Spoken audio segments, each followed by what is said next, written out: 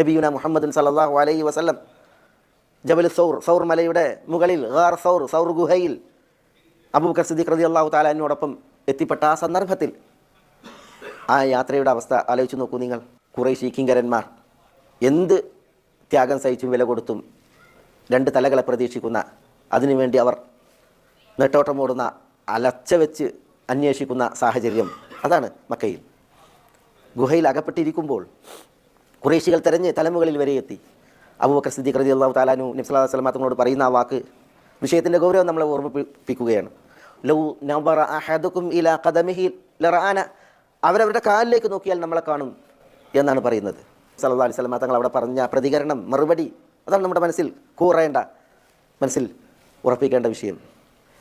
യാ അബൂബക്കർ മാ ബന്നുക ബിസ്നൈൻ അല്ലാഹു സാലിസുഹുമ, അബൂബക്കർ നമ്മൾ 2 പേർ, മൂന്നാമനായി അല്ലാഹു, നിങ്ങൾ എന്ത് വിചാരിക്കുന്നു എന്ന് ചോദിക്കുകയാണ്.